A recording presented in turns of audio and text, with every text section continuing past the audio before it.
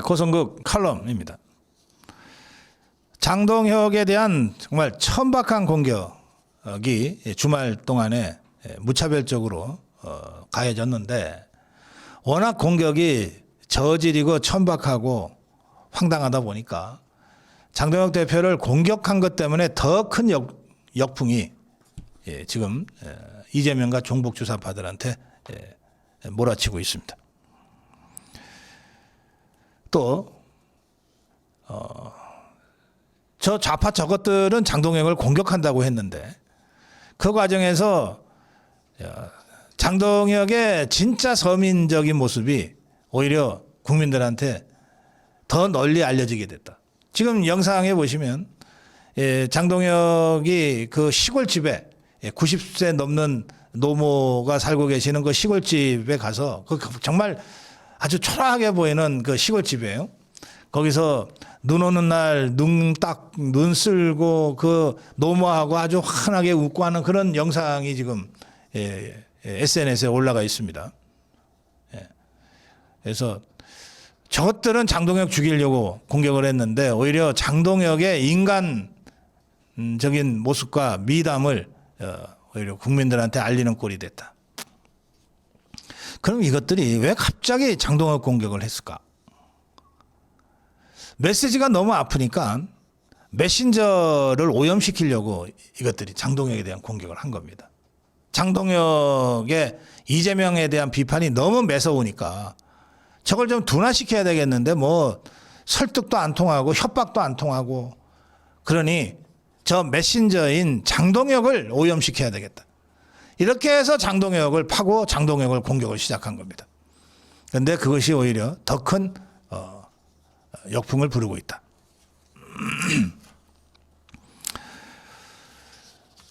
자, 그럼 장동혁에 대한 공격은 어떤 공격이었냐? 장동혁이 아파트 4채를 갖고 있다. 아파트 4채 포함해서 집이 6채나 된다. 뭐 전국에 걸쳐서 뭐 완전히 부동산 수집을 했다. 이런 식으로 장동혁을 공격을 했어요. 그래서 다른 사람은 몰라도 장동혁이는 부동산 정책에 대해서 공격할 자격이 없다. 뭐 이걸 이제 노리고 한 공격입니다. 민주당의 문금주라는 자, 원내대변인이에요. 그러니까 원내대변인이 공격한 것이니까 민주당이 당 차원에서 당론을 기울여서 공격한 거죠. 이렇게 주장했습니다. 아파트만 4채인 장동혁 대표. 부동산 특위위원장이 아니라 부동산 싹쓸이 특위위원장 아니냐. 장동혁 대표와 부인 등 일가의 부동산 재산 현황을 보면 답은 명확하다. 서울 구로구, 영등포, 경기도, 경상남도, 대전, 충남 보령까지 전국을 색칠하듯 부동산을 쓸어 담았다. 이렇게 공격을 했어요. 그러자 백승하 원내대변인도 국민의힘 장동혁 대표 가족은 아파트만 4채고 오피스텔, 단독주택, 토지까지 부동산 종합세트를 가졌다. 이렇게 공격했습니다. 이렇게 메신저인 자신을 오염시키기 위해서 좌파들의 공격이 집중되자 장동혁 대표가 직접 반격에 나섰습니다. 장동혁 대표는 어제 기자 간담회를 열고 자신의 부동산 관련을 설명하면서 좌파들에 대한 반격을 했는데, 우선 아파트 4채는 사실이니까 그 부분에 대해서 고개부터 숙였습니다. 집 한 채 없는 국민들에게는 정치인인 제가 아파트 4채를 보유하고 있다는 그것 자체가 마음이 무거운 일이고 송구스러운 일이다. 그러면서 아파트 4채에 대한 설명을 해나갑니다. 저는 지금 서울 구로동의 30평대 아파트에 살고 있습니다. 이게 이제 진짜 생활하는 곳인가 봐요. 서울 구로동의 30평대 아파트에 살고 있습니다. 그리고 고향, 충남 보령이죠. 시골 마을에 94세 노모가 살고 계신데, 그 노모의 오래된 논과 주택을 상속받아서 소유하고 있습니다. 국회의원 하기 전에는 그게 전부였는데 국회의원 하기 전에는 서울 구로동에 지금도 살고 있는 30평대 아파트, 그리고 시골에 노모의 농가 주택 상속받은 요게 전부였는데, 국회의원이 된 후에 지역구가 충남 보령 서천으로 되면서 충남 보령 서천에 지역구 활동을 위해서 아파트 한 채를 장만했고, 그리고 국회의원으로서 의정활동을 하기 위해서 국회 앞에 오피스텔을 하나 구입했습니다. 그래서 국회의원이 된 후에는 원래 살던 구로구 30평대 아파트, 그리고 지역구의 충남 보령의 아파트, 의정활동을 위한 국회 앞에 오피스텔, 그리고 충남 보령의 시골에 상속받은 농가주택, 그래서 4채가 됐습니다.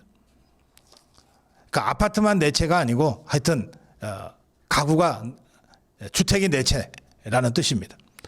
그리고 나서 얼마 전에 장인 어른이 돌아가시면서 장모님이 지금 살고 계신 경상남도 진주 아파트가 상속인들 간의 지분 상속으로, 그 자녀들이 이제 지분을 나눠서 상속을 받잖아요.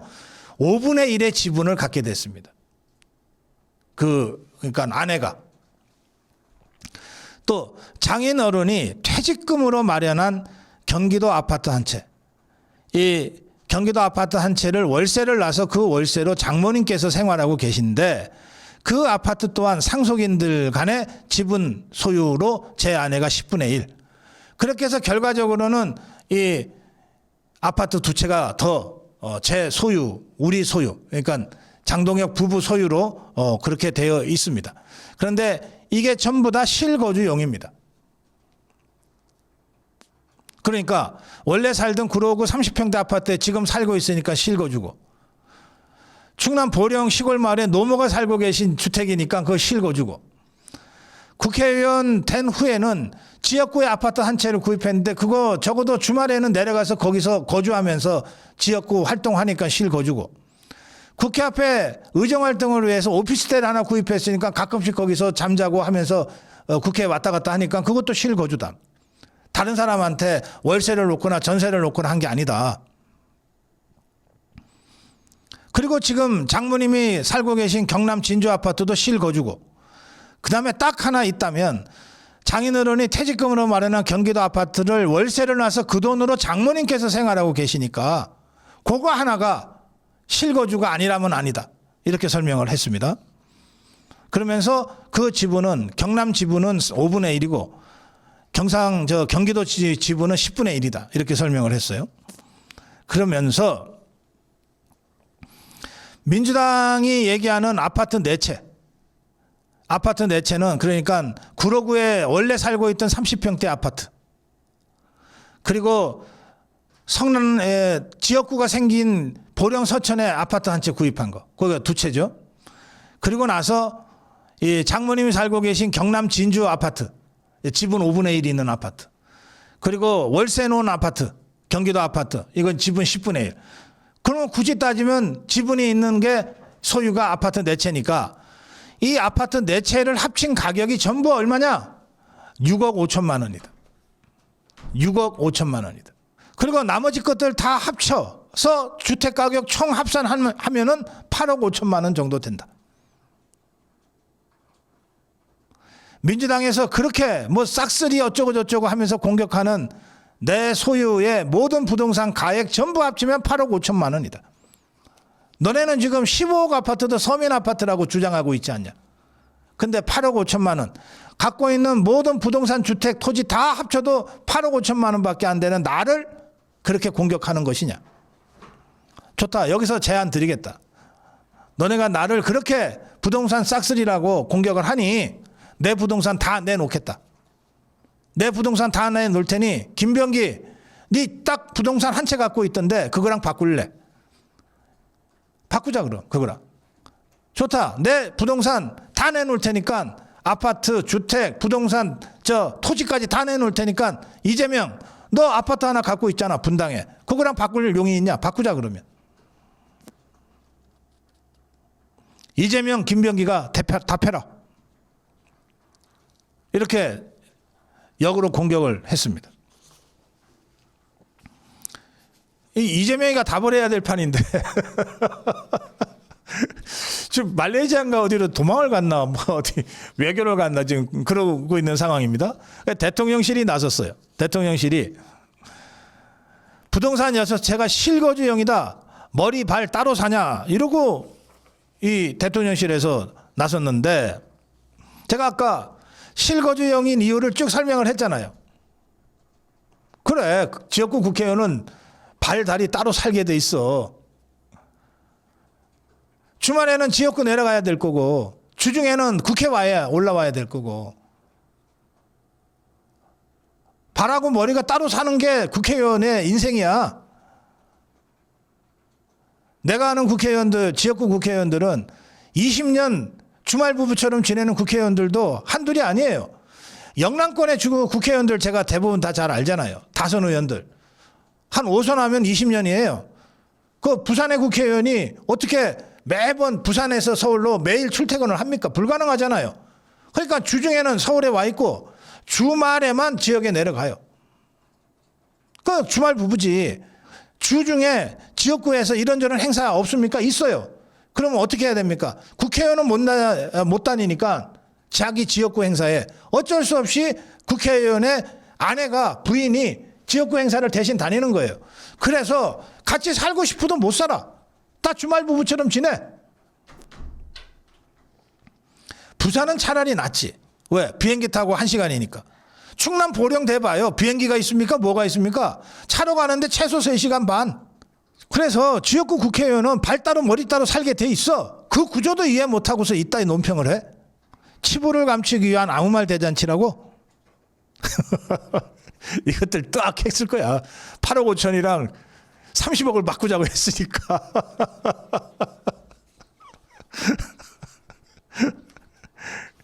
야, 장동혁 통쾌하다. 국민의힘은 야 이상경이 그 차관 하나 사퇴시키는 걸로 부동산 문제가 정리가 되는 거야 너네? 정신 차려. 이재명이가 직접 사과해 하고 공세의 고삐를 더 재우쳐 잡았습니다. 이재명이가 직접 사과해. 그리고 11호 부동산 재앙 이상경이 말고도 더 있잖아. 그 주모자 책임자들 다 사퇴시켜. 네.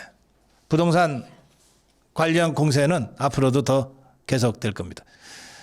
장동혁을 건드렸기 때문에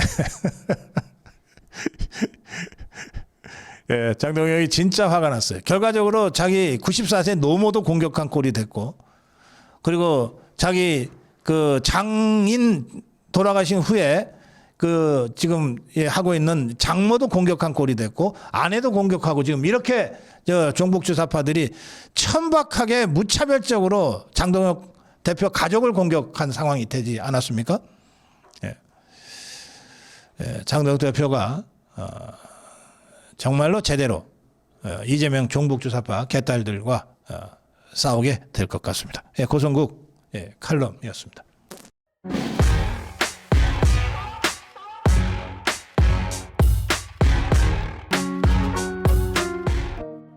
네, 고성국 칼럼입니다. 내년 지방선거는 제2의 건국 전쟁이다. 장동혁 대표가 광역의원, 기초의원들 연수에서 이렇게 연설을 했습니다. 내가 아니면 안 된다가 아니라 누구라도 싸워 이길 전사를 내보내서 우리가 반드시 승리해야 한다. 이걸 기초의원, 광역의원들이 모인 자리에서 했다는 뜻은 뭐냐면, 기초의원, 광역의원들은 거의 한 명 예외 없이 내가 내년 지방선거에도 또 공천받아서 나갈 거야 라고 생각하고 움직이는 사람들이에요. 뭐 기초의원은 한 급 올려서 내가 광역의원 도전을 해볼까 이렇게 모색할 수 있고, 광역의원들 중에는 내가 한번 시장, 군수 뭐 이런 데 한번 나가볼까 이렇게 업그레이드에 대한 꿈과 희망은 갖고 있겠지만, 내 스스로 나 이제 정말 할 만큼 했어요, 이런 사람은 하나도 없어요. 그런 사람들을 모아놓고 장동혁 대표가 얘기한 겁니다. 내가 아니면 안 된다 이 생각 말아라. 누구라도 싸워 이길 전사를 내보내야 된다. 그걸 하기 위해서는 대승적 결단과 양보도 필요하다. 이런 얘기를 이 선거 준비하고 있는 기초의원, 광역의원들 모아놓고 한 겁니다. 그만큼 내년 지방선거 승리에 대한 의지가 강렬한 거예요. 내년 지방선거에서 지면 뭐 장동혁 지도부 실패로 끝나는 게 아니다. 자유민주주의가 패배하는 것이다. 따라서 꼭 이겨야 되는 선거이기 때문에 이길 수 있는 사람, 싸울 수 있는 사람을 내보내야 한다. 내년 지방선거는 단순히 이재명 정권과 싸우는 게 아니라 대한민국 헌법을 지키고 자유민주주의를 지키고 시장경제를 지키고 법치주의를 지키는 제2의 건국전쟁이다. 따라서 제2의 건국전쟁에 성전에 참여할 진짜 제대로 투쟁할 수 있는 사람들이 공천을 받고 선거에 나서야 한다. 자유민주주의 시장경제 법치에 대한 확고한 신념이 없다면, 자유우파에 대한 확고한 신념이 없다면, 자유민주주의 대한민국에 대한 확고한 신념이 없다면 이겨봤자 뭐하냐. 이 체제전쟁 국민의 힘만으로는 그 기적, 승리의 기적을 일궈낼 수가 없다. 국민이 함께 나서서 만들어내야 하는 국민의 기적과 같은 승리를 우리가 이끌어가야 한다. 어제 연수에서 정희영 사무총장, 선거관리 총책임자, 실무 책임자죠. 정희영 사무총장이 이렇게 얘기했습니다. 내년 2월 말경에 공천 접수가 될 가능성이 아주 높다. 2월 말에 공천 접수하면 3월, 4월에 이제 공천을 한다는 뜻입니다. 2월 말에 공천 접수를 할 가능성이 많고, 그러면 3월에 이제 경선이 이루어질 건데, 그러니까 그걸 염두에 두면 11월 말까지 책임당원을 접수해야 그때 가서 선거인단으로 활동할 수 있다. 책임당원이 되려면 3개월간 연속으로 1,000원 이상의 당비를 내야 되잖아요. 그러니까 소급해서 얘기하면 이게 사무총장 얘기입니다.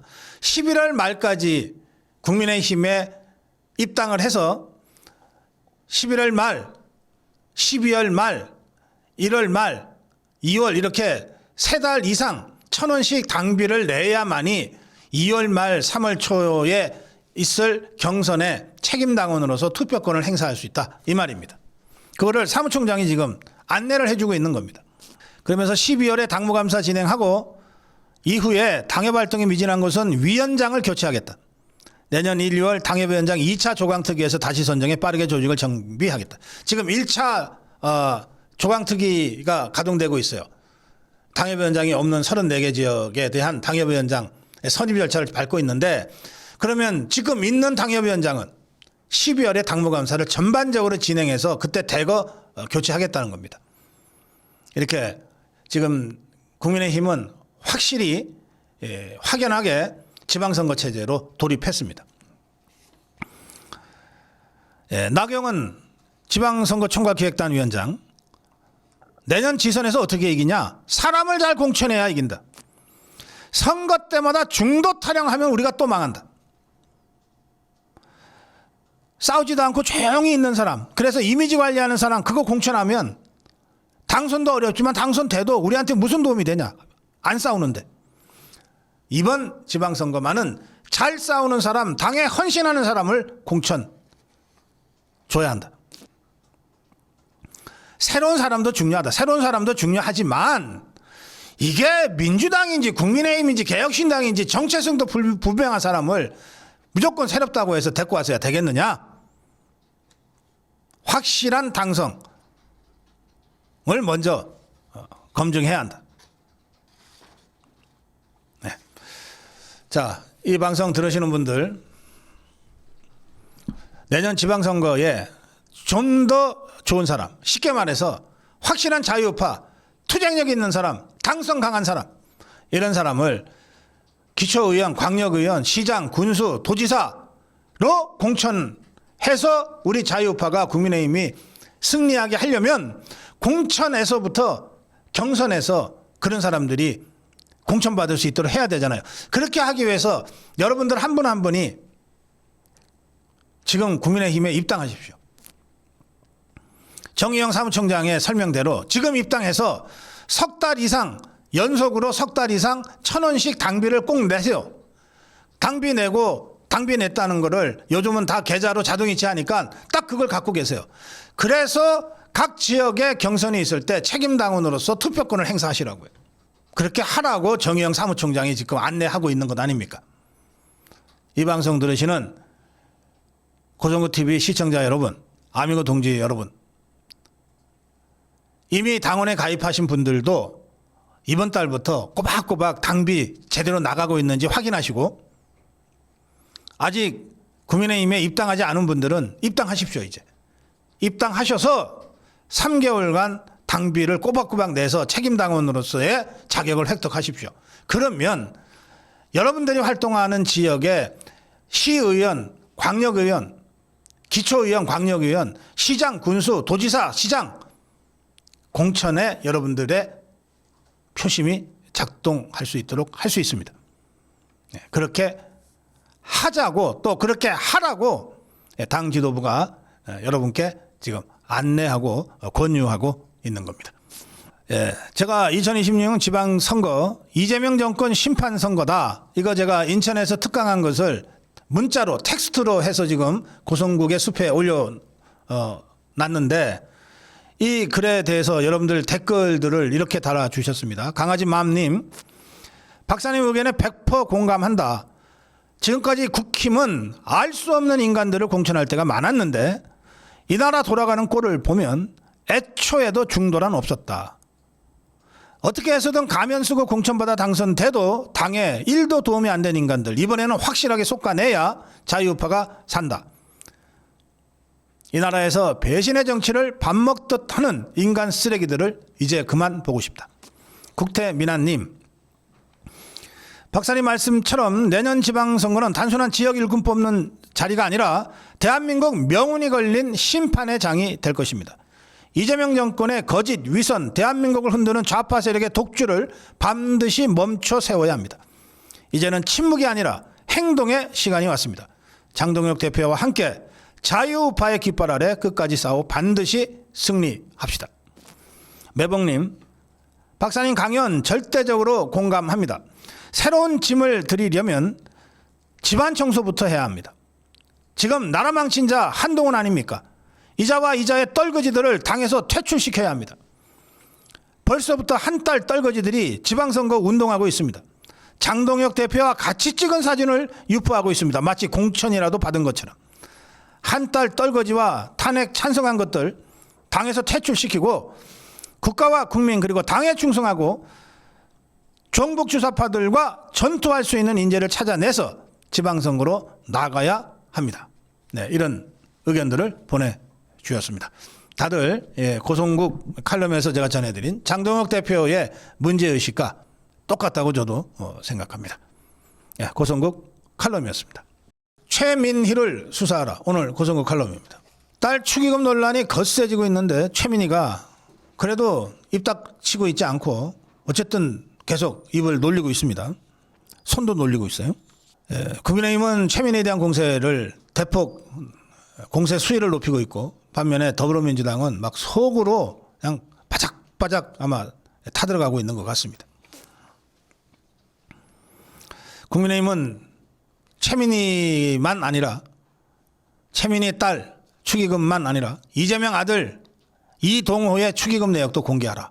그 전선을 확대하고 있습니다. 최민희 딸의 축의금이 문제가 된다면 이재명 아들 이동호의 축의금은 당연히 더 문제가 되겠죠. 민주당은 이게 최민희를 여기서 쳐내면 그 불꽃이 어디로까지 튈지 모르니까, 특히 이재명 이동호한테 튈 가능성이 없지 않아 있으니까 일단 최민희 사퇴 불가 쪽으로 해서 여기서 방어선을 치려고 하고 있는 것 같습니다.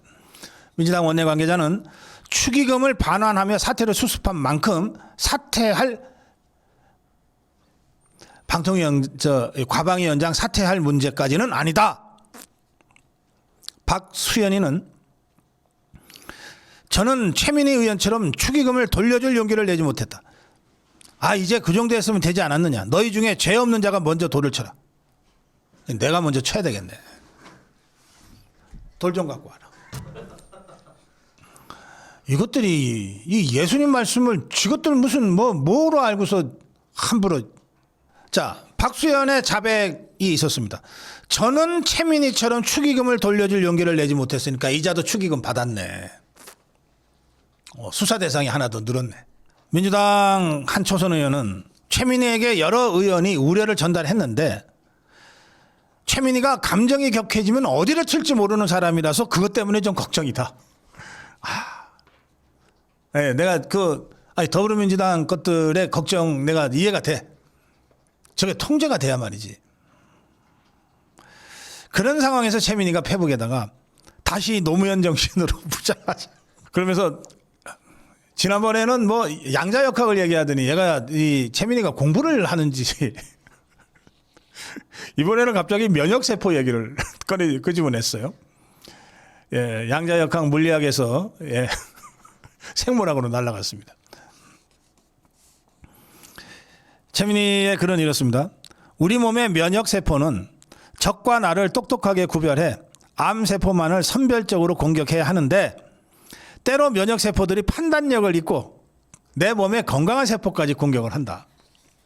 특정한 조건에서는 이 교활한 암세포들이 자가면역 질환을 예방하는 조절 T세포를 유혹한다. 조절 T세포의 혼미를 막아서 면역세포들이 암세포만을 공격하게 만드는 극암제가 나오면 암은 정복될 것이다. 우리가 판단력을 잃지 않는 것이 핵심이다. 허위 조작 정보에 휘둘리지 않도록 깨어 있어야 한다. 다시 노무현 정신으로 돌아가자. 무장하자. 뭐 맥락을 전혀 이해를 못하겠는데 무슨 말을 하려는지는 알겠어요. 자기는 억울하다 이거죠. 근데 왜 우리 편에 같은 세포가 왜 나를 공격해? 암세포랑 싸워야지. 뭐 이 얘기하는 것 같아요. 그러자 노무현 이름이 딱 나오니까 곽상은이가 노무현의 사위죠. 종로의 국회의원 하고 있습니다. 이자가 가치를 무시하고 이익을 추구하는 것. 가치를 무시하고 자기 이익을 추구하는 것. 공동체의 이익이 아니라 자신의 이익을 선택하는 것은 노무현 정신이 아니다. 적어도 엿장수 마음이 노무현 정신은 아닐 거다. 이렇게 최민희 입에서 노무현이라는 이름이 나온 것 자체가 불쾌하다고 비판을 했어요. 자, 뭐 저들끼리 저러는 거는 뭐 계속해서 알아서 하라 그러고. 그런데 최민희 딸의 결혼식은 10월 달에 있었잖아요. 국감 중에. 그죠? 얼마 전이잖아요.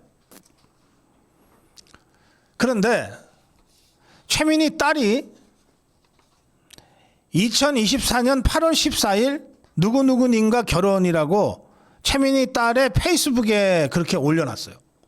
그러니까 1년도 더 전에 결혼을 한 거야. 이 최민희 딸은. 그리고 그거를 페북에다가 이렇게 올려놨어요. 누구누구랑 결혼했다.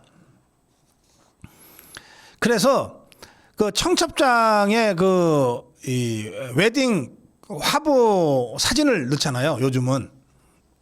그 청첩장에 올라간 웨딩 화보의 메인 사진은 작년에 촬영된 거로 확인이 됐어요.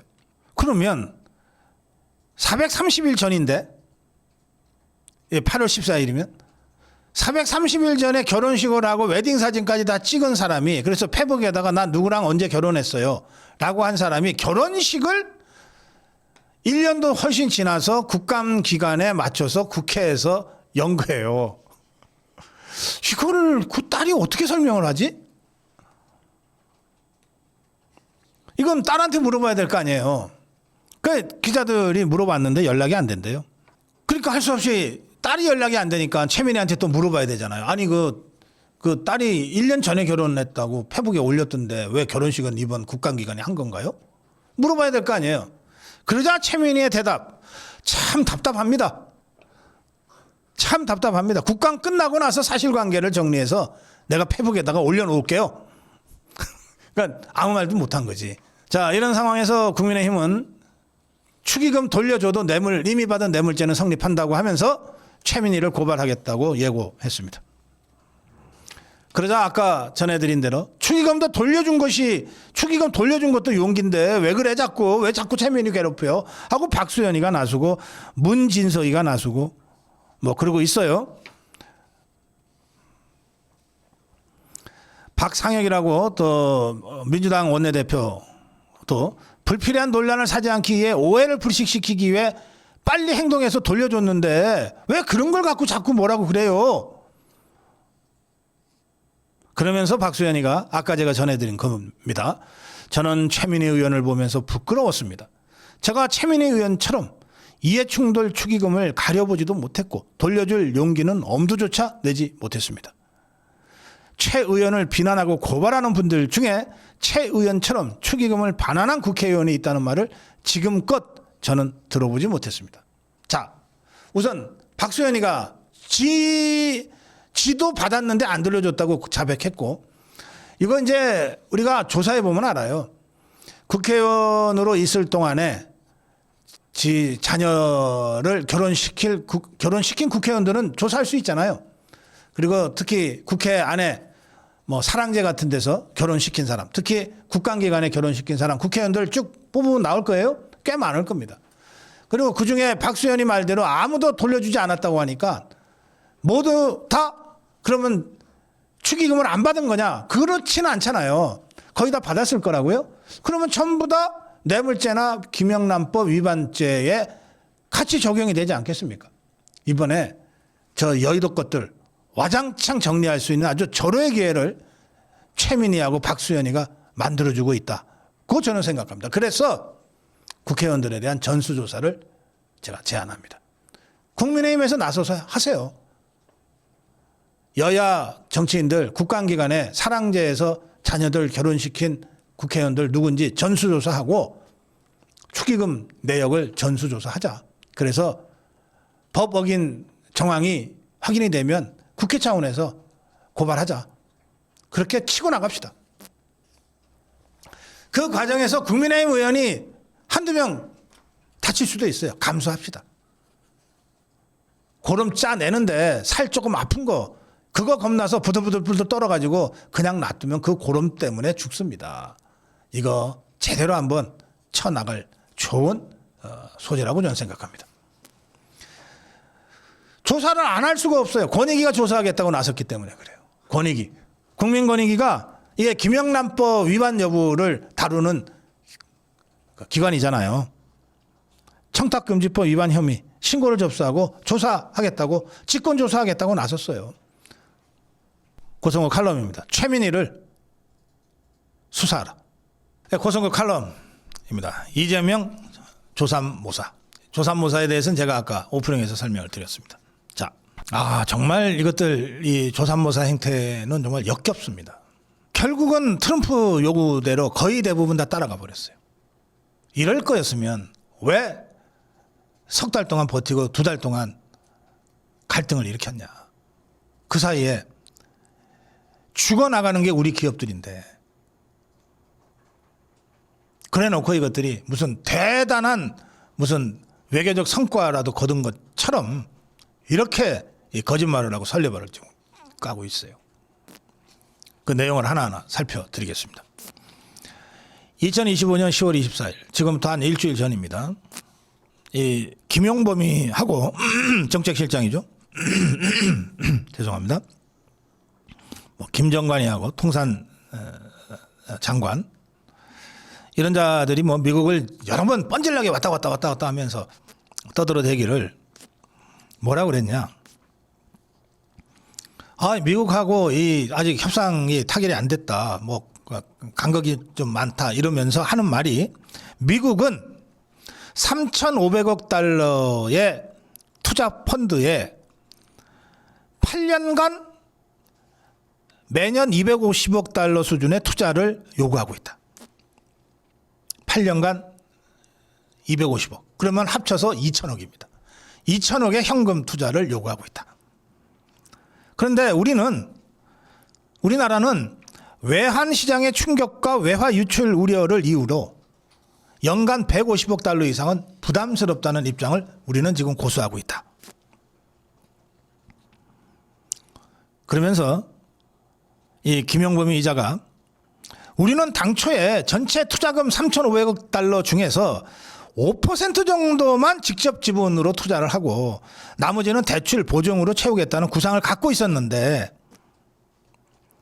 자꾸 이걸 현금으로 다 날라고 하니 이런 대규모 달러 유출은 외환 보유액이 4,200억 달러밖에 안 되는 우리나라 입장에서는 원화 가치 하락과 금융시장 불안으로 이어질 수 있기 때문에 그건 어렵다. 이거 불과 일주일 전에 이것들이 언론 플레이 하면서 이렇게 떠들어댔어요. 또 투자를 할 때는 이익이 나오면 이것을 나눠야 되잖아요. 한국은 출자 비율에 비례해서 수익의 90%를 한국이 가져와야 된다. 그런데 미국은 그건 안 돼. 우리가 이미 일본하고 협정을 맺었는데 50대 50으로 수익을 나누기로 결정을 했어. 일본하고 이렇게 했는데 어떻게 너네한테만 90을 줘. 그건 안 되지. 라고 주장을 해서 이게 이견이 해소되지 않고 있다. 이렇게 떠들어댔어요. 자, 그러면 어제 트럼프하고 이재명이가 만나서 합의했다고 하는 것의 내용, 핵심 내용은 뭐냐? 3,500억 달러 중에서 2,000억 달러를 현금으로 투자한다는 것은 똑같아요.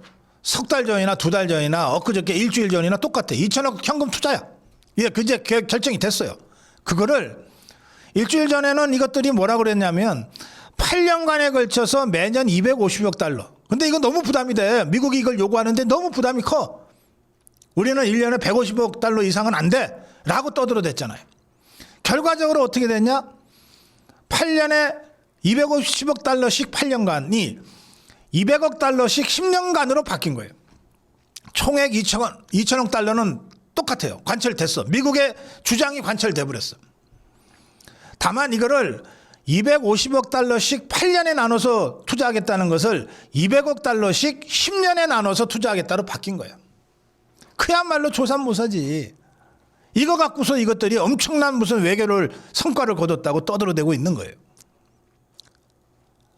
미국의 의도가 거의 100% 관철돼 버렸어요. 또 투자 이익과 관련돼서도 미국의 주장을 다 받아들였어. 5대5로 나누기로 했어요. 5대5로. 5대5로. 원리금 상환이 끝나기 전까지는 남는 이익의 그 이익 배분을 5대5로 하기로 한 미국의 주장을 그대로 받아들였어요. 그래서 이 이재명 종북주사파 것들이 이제 말을 바꾸기 시작합니다. 150억 이상이면은 외환에 부담이 가서 안 된다고 했던 것들이 매년 200억 달러씩 투자하기로 덜렁 합의를 해놓고 난 다음에는 외환 시장에 충격이 없을 거예요. 외환 시장에 충격이 없을 거예요. 또 농업 추가 개방을 우리가 막아냈어요. 그러면 그동안은 농업에 농자도 안 나왔다고 했던 것들이 전부 거짓말이었다는 거잖아. 농업 추가 개방 요구가 있었으니까 지것들이 막아냈다고 떠들어대지. 그러니까 이것들은 뭐 얘기하는 거 하나 믿을 게 없어. 며칠 지나놓고 보면은 거짓말이었던 게 자기들 입을 통해서 드러나니까. 문제는 이것도 구두 합의에 불과하다는 거예요.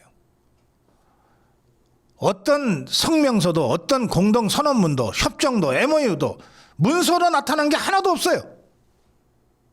그러니까 이게 언제 문서화돼서 사인이 될지 그래서 언제 발효가 될지는 아무도 몰라요 지금.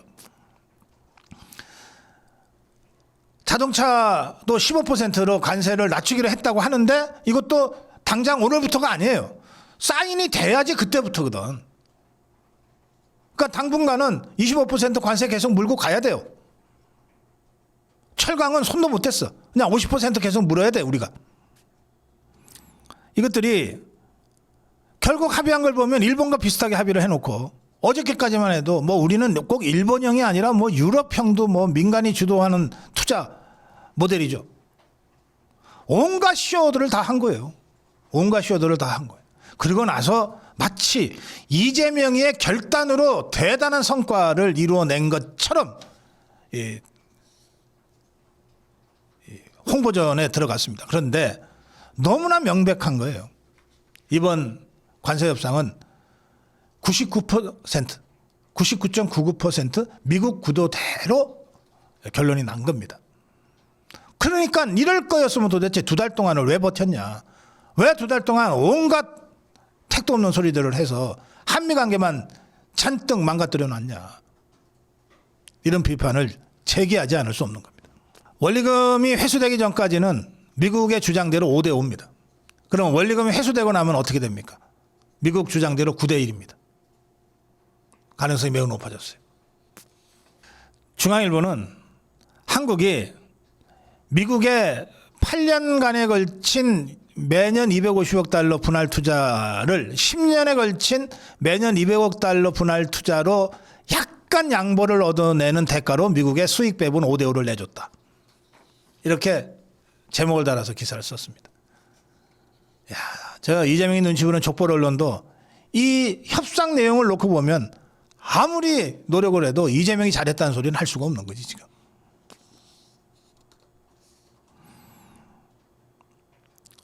철강은요 현재 50% 그대로 계속 맞게 생겼습니다. 말도 못 꺼냈어요. 또 트럼프 행정부는 트럼프는 기본적으로 재선 도전을 염두에 두고 움직이잖아요. 뭐 노벨상 욕심도 재선을 염두에 두고 움직이는 거고, 뭐 전 세계 모든 나라를 상대로 해서 관세 협상 해가지고 미국에다가 계속해서 투자금 유치하고 하는 것도 다 재선을 염두에 둔 것 아닙니까? 그럼 재선 국면이 다가오면 언제든지 다시 더 강력한 요구를 할 가능성은 상존합니다. 석병은 이대 교수는 이렇게 얘기합니다. 수익 배분 5대 5 사실상 미국 측 요구를 수용한 것이다. 철강 산업이 미국과 EU 양쪽에서 50% 관세를 받고 있어서 타격이 큰데 이걸 그냥 제대로 말도 꺼내지 못해서 참으로 아쉬움이 크다. 결국 이렇게 되면 이것들이 내세우는 게 쌀 개방 막았다는 건데, 철강은요 현대 산업의 쌀이라고 보통 부릅니다. 전통 산업의 쌀 보호하는 대신에 현대 산업의 쌀을 내줬다. 이번 관세 협상에 아주 상징적인 분석을 이렇게 저는 합니다. 전통 산업인 쌀을 보호하고 농민들 표 관리하느라고 현대 산업의 쌀인 철강을 그냥 내줘버렸다. 이거는 제가 보기에 거의 매국적인 관세 협상입니다.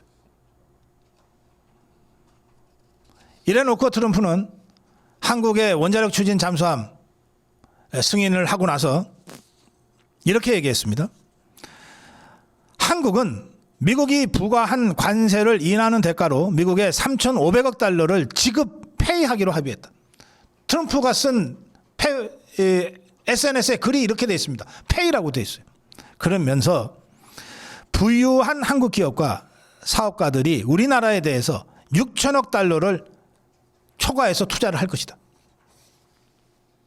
3,500억 달러는 그냥 정부 간 협상이고 그 외에 플러스 알파로 한국 기업들이 미국에 엄청난 투자를 추가로 더 할 것이다. 6천억 달러 이상의 투자를 할 것이다. 이렇게 트럼프가 직접 SNS에다 글을 썼는데, 그러면서 백악관이 한국 기업이 미국에 투자하는 사례를 구체적으로 적시합니다. 자, 굵직굵직한 것만 제가 소개해 드릴게요. 대한항공은 보잉 항공기 103대 모두 51조 원 규모의 신규 구입을 예정하고 있습니다. 포스코 인터내셔널은 미국의 히토류 분리 정제 자석 생산 아우르는 수직 통합형 복합단지 설립을 하기 위해서 투자를 할 예정이라고 되어 있습니다. LS그룹은 30억 달러 4조 2천억 원을 투자해서 미국의 전력망 인프라를 강화하기로 했습니다. HD현대와 서브러스 캐피탈은 미국 조선소 현대화 작업과 관련해서 50억 달러의 공동 투자 프로그램을 추진합니다. 이건 3,500억 달러 안에 들어가 있지도 않은 것들이에요. 삼성중공업은 미 해군 함정의 정비 보수 개조를 위한 투자를 추가로 하기로 했습니다. 한화오션은 필리조선소 인력을 강화하고 현재의 생산 능력을 10배 이상 늘리기 위해서 50억 달러 규모 인프라 투자 계획을 발표했습니다. 한국가스공사는 미국산 액화천연가스 10년간 연 330만 톤 추가 도입하는 계약을 지금 추진하고 있습니다. 백악관은 이런 것들을 쫙 적시하면서 이렇게 썼습니다. 트럼프 대통령의 이번 한국 방문은 미국과 한국의 굳건한 동맹을 재확인하고 한편 미국의 경제적 이익을 증진시켜 미국 국민들에게 실질적 혜택을 제공했다. 트럼프가 장사 엄청 잘했다고 백악관이 자체 평가를 하고 있는 겁니다. 이재명 종북주사파 저것들이 트럼프의 이 밀당에 완전히 놀아나다가 미국이 원하는 걸 거의 다 갖다 바치고 협상을 했어요. 그걸 협상이라고 합니까? 이럴 거였으면 석 달 전, 두 달 전에 일찍이 타결할 수 있었다. 우리 기업들 덜 두드려 맞게. 이래 놓고 저 더불어민주당 저것들이 이재명의 뚝심 외교 성과다. 뭐 이렇게 지금 일제히 선전전을 펼치고 있는데 뭐 제가 그거 하도 짜증이 나서 다 날려버렸어요.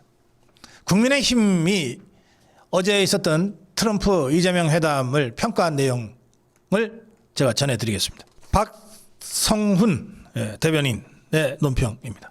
이번 협상은 트럼프 대통령이 원하는 대로 마무리됐다. 일본과 비교해 결코 잘된 협상이라고 볼 수 없다.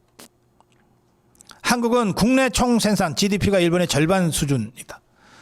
또 일본 엔화는 준기축통화인데에 비해서 우리는 그렇지가 않은데 그런 점을 감안하면 미일 협상과 유사한 구조로 이번 협상이 진행된 것은 납득하기 어렵다. 특히 이재명 정부가 지난 7월 30일 미국과의 관세 협상에서 3,500억 달러 규모의 대미 투자를 약속하며 현금 투자는 5% 미만, 대부분은 보증한다라고 설명해서 국민을 안심시켰는데 막상 어제 타결된 내용을 보면 현금 투자만 2천억 달러, 하나로 284조 원에 달한다. 결국 이재명 권력이 투자 구조를 축소 왜곡해 국민을 기만했다는 비판을 면하기 어렵다. 더구나 이재명 정부는 협상 타결 직전까지도 한미 통화 수합 체결이 외환시장 안정의 핵심이라고 강조하더니 이번 협상에서는 한미 통화 수합은 아예 언급도 되지 않았다.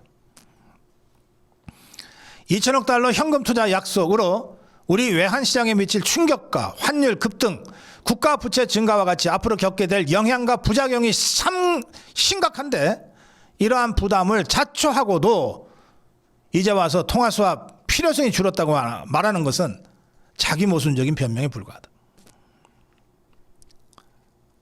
또 최대 200억 달러, 매년 200억 달러 투자입니다. 정부는 외환시장에 미치는 영향이 제한적이라고 주장하지만 외환 보유액을 감소시키지 않고도 조달할 수 있는 자금 규모가 연간 150달러에 불과하다고 지긋들이 떠들어대지 않았냐. 정책금융기관의 외화 표시 채권 발행을 모두 포함해도 최대 200억 달러다. 따라서 이번 합의에서 제시된 연 200억 달러 투자는 그 한계선에 도달한 규모로 외환 보유액을 허물지 않고서는 환율 안정을 자신할 수 없는 수준이다. 결과적으로 이번 관세 협상은 국민에게 중대한 재정적 부담을 지우고 있다. 국회의 비준 동의를 받아야만 한다. 이렇게 논평했습니다. 오늘 고성호 칼럼, 어제 있었던 트럼프 이재명 회담 결과, 아직 최종 확정된 건 아닙니다만 합의됐다고 발표된 그 내용이 참으로 조삼모사해서 이 종북주사파들의 수준이 원숭이 수준이라고 하는 것을 그대로 보여준 협상이었다. 고성국 칼럼이었습니다. 지금 저 종북주사파들은 국민의힘을 위헌정당으로 몰아서 정당을 해체하려고 지금 공작을 펴고 있습니다. 근데 만약에 그렇게 강행을 한다면 그 후폭풍으로 이재명과 더불어민주당이 무너지고 해체될 겁니다. 저는 확신합니다. 국민의힘을 내란정당, 위헌정당으로 몰기 위한 첫 번째 스텝, 구체적인 첫 번째 스텝이 추경호 원내대표, 당시 원내대표에 대한 특검의 수사입니다. 추경호 의원이 당시에 원내대표로 있으면서 의원총회 장소를 여기저기 옮겨서 비상계엄 해제를 결의하는 국회 해제 결의에 국민의힘 의원들을 들어가지 못하게 만들었다. 그래서 내란에 동조했다. 내란에 협력했다. 이렇게 지금 몰아가고 있는 거거든요. 예, 추경호 의원은 어제 조은석 내란 특검에 출석하면서 조사를 받으러 나가면서 이렇게 얘기했습니다. 계엄 당일날 총리와 대통령과 통화 후 의총 장소를 당사에서 국회로 바꿨고 의원들과 함께 국회로 이동했다. 국회 해제를 방해하기 위해서 장소를 옮겼다는 게 우선 팩트가 아니다. 무슨 엉뚱한 소리들을 하냐. 이렇게 얘기하고 내란 특검에 조사를 받으러 들어갔습니다. 그러면서 만약 윤석열 대통령과 공모해서 국회 표결을 방해하려고 했다면 내가 당사에서 계속 머물고 있지 뭐하러 국회로 들어가냐. 그러면서 추경호는 SNS에 이렇게 올렸습니다. 민주당 정권은 특검을 앞세워서 당시 원내대표였던 저를 겨냥해 표적 수사를 벌이면서 종국에는 국민의힘을 위헌정당으로 몰아가려는 정치 공작을 벌이고 있다. 이 무도한 정치 탄압에 결코 굴하지 않을 것이다. 어제 국민의힘은 바로 이 추경호 전 원내대표, 당시 원내대표 추경호 의원을 불러서 조사를 한 내란 특검 사무실 앞에 가서 긴급 현장 의총을 열었습니다. 내란 특검은 지금 서초동에 있습니다. 이 자리에서 장동혁 대표는 특검이 무도한 수사를 계속하고 있다. 비상계엄 해제 표결 당시에 이재명을 기다리면서 이미 의결 정족수가 찼는데도 불구하고 시간을 끌면서 표결을 했다. 그런 상황에서 국민의힘이 뭘 막았고 뭘 막을 수 있었다는 것이냐. 국회의원 표결권은 의원 각자에게 부여된 헌법 부여한 가장 고유한 권한이다. 이걸 사후적으로 뭐 추경호 대표가 막았니 어쨌니 재단하는 것 자체가 불가능한 얘기다. 지금 국민이 바라는 것은 특검에 대한 특검이다. 해산돼야 될 정당은 국민의힘이 아니라 더불어민주당이다. 지금 국민이 진정으로 바라는 것은 이재명에 대한 5개 재판을 즉시 재개하는 것이다. 특검은 손잡이도 없는 칼날을 휘두르면서 자신이 죽는 줄도 모르고 무도한 수사를 계속하고 있다. 3명의 특검이 천리 밖에서 먼지 몇 개 모아다가 호랑이 만들려고 한다. 그러나 쥐꼬리도 만들어내지 못할 것이다. 민중기 특검, 김건희 특검은 스스로 저지른 죄 때문에 그 생명을 이미 다 했다. 조은석 내란 특검은 한덕수 총리, 박성재 장관 영장 기각되면서 그 생명이 이미 끝났다. 또 해병대원 특검, 이명현 특검은 그토록 외치던 수사 외압 의혹 관련자 모두의 영장이 기각됨으로써 생명이 끝났다. 송원석 대표도 규탄사에서 집권 세력이 목표를 세우면 수단 방법을 가리지 않고 무고한 사람을 무차별 소환하고 수사를 꿰어 맞추고 영장을 만들어내서 야당을 괴멸시키겠다는 조작 특검이다. 추경호 전 원내대표 수사는 국민의힘을 내란 세력으로 엮어서 말살하겠다는 무도한 책동이다. 107석의 소수당이 계엄 해제 방해했다는 말도 안 되는 궤변을 늘어놓는다. 내란 세력은 국민의힘이 아니라 더불어민주당이다. 헌법에도 없는 사심제를 만들겠다는 세력. 입법 권력으로 노조 불법 파업 조장, 경제 단두대법 만든 자들. 폭력적 부동산 정책으로 전월세값 폭등시키고 청년과 서민을 서울에서 추방하려는 세력. 존엄 현지 지키기 위해 꼼수와 사기로 국민을 우롱하는 세력. 그들이 바로 내란 세력이다. 조은석 조작특검, 민중기 위선특검, 이명현 무능특검은 더불어민주당이라는 내란 세력의 하수인이다. 어쨌든 추경호 원내대표를 잡아서 국민의힘을 위헌정당으로 만들어서 헌법재판소에 정당 해산으로 가져가겠다고 하는 종북주사파 이재명 개딸 세력의 이 공작, 이게 누가 봐도 말도 안 되는 무리수라고 하는 것을 세상이 다 알아요. 그러자 그래도 저 개딸들 중에서는 좀 생각 좀 한다는 정성호 법무부 장관. 정성호가 법무부 장관이기 때문에 만약에 국민의힘을 내란정당, 위헌정당으로 정당 해산 소추를 할 경우에는 이 정성호가 책임자가 되는 거예요. 정성호가 보기에 이건 말도 안 되거든. 와, 뜨거라. 그래서 정성호가 이렇게 얘기합니다. 신중해야 된다. 다른 대안이 없을 때 생각해 볼 수 있는 최후의 수단 아니냐. 정당 해산이라고 하는 것. 자, 정성호의 이 말은 야, 말도 안 되는 소리 하지 마. 라고 종북 주사파 개딸들한테 하는 말입니다. 또 적어도 자신이 법무부 장관으로 있는 동안에는 이 총대를 맬 수 없다고 하는 간접적 표현이라고 저는 생각합니다. 네. 그래서 제가 이렇게 말씀드립니다. 국민의힘을 위헌정당으로 만들어가지고서 정당 해산으로 강행하겠다? 해봐라. 그 순간 이재명 권력 끝장나고 더불어민주당이 해산당할 것이다. 고성국 칼럼이었습니다. 네, 여러분. 그래서 이재명 재판 재개 국민 서명운동이 힘있게 전개되어야 합니다. 나경원은 멈춰진 이재명의 범죄 재판을 다시 재개해야 한다. 국회 소통관에서 이재명의 범죄 재판 재개 촉구 전국민 서명운동 관련해서 기자회견을 열었습니다. 나경원 의원은 이 자리에서 청년들이 자발적으로 추진해서 기자회견을 자청해 왔고 2만 5천 명의 국민들이 이재명 재판 재개에 이미 동참하고 있다. 상권분리 파괴, 의회 독재, 사법 장악 이러한 폭정이 계속되는 핵심 원인은 범죄자 대통령, 범죄자 이재명의 범죄 재판이다. 이재명의 재판이 법과 원칙에 따라 제대로 마무리돼야 이 모든 국가적 비극을 끝낼 수 있다.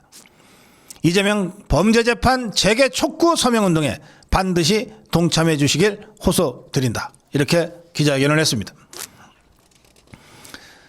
어제 청년단체들이 바로 국회에서 나경원 의원이 설명한 바로 그 이재명 재판 재개 촉구 국민 서명운동을 설명합니다. 기자회견에 함께한 여러 청년단체 중에 청년이데아 대표 이상훈 대표는 이렇게 주장합니다.